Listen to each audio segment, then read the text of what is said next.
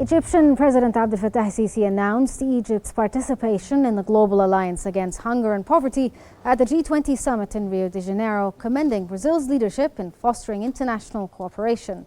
In his address, President el-Sisi called for an immediate ceasefire to protect civilians in Palestine and Lebanon, emphasizing the humanitarian crises caused by ongoing Israeli aggression. The Egyptian leader stressed the need for global participation and partnership to combat hunger and poverty, proposing initiatives such as concessional financing, technology transfer, and food security programs. He also highlighted Egypt's plan to establish a global grain hub to strengthen supply chain resilience and enhance food security worldwide.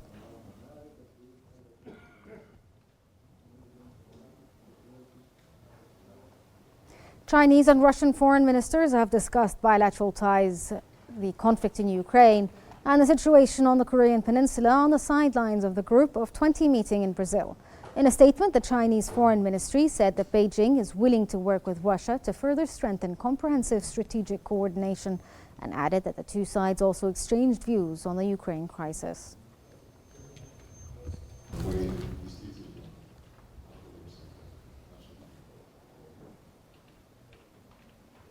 UK Prime Minister Keir Starmer has met Japanese Prime Minister Shigeru Ishiba in the G20 summit to discuss trade and security, among other issues.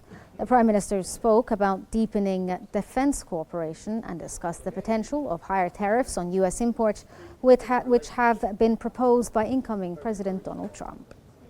Particularly in recent years, I really look forward to that ambitious way of taking that relationship forward.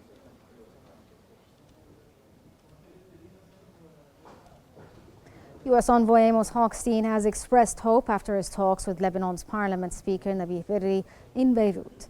Hochstein said that his visit aims to facilitate a decision, stressing that it's ultimately up to the warring parties to reach a conclusion to this conflict.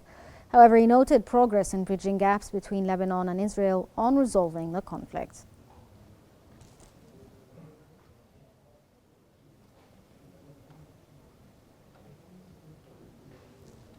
Two Lebanese citizens have been killed in an Israeli bombing of the Shaiha area in the nation's southern suburb. The occupation warplanes and artillery have targeted several towns in southern Lebanon, leaving widespread destruction of buildings and infrastructure.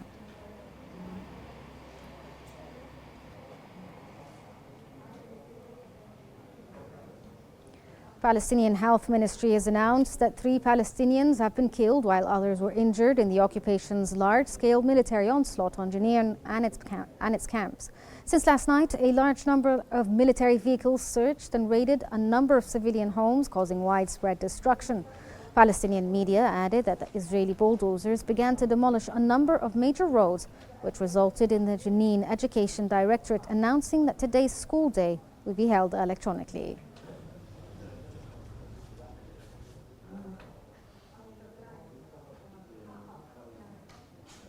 Palestinian media reports that Israeli occupation forces have targeted several areas in Gaza, killing and injuring several people. The occupation's warplanes targeted a group of citizens west of the Nusayrat camp in central Gaza, killing 1 Palestinian, and raided the vicinity of the Toba area in the Jabalia camp in northern Gaza. Northern Gaza also saw occupation forces target civilian homes in Beit Lahia.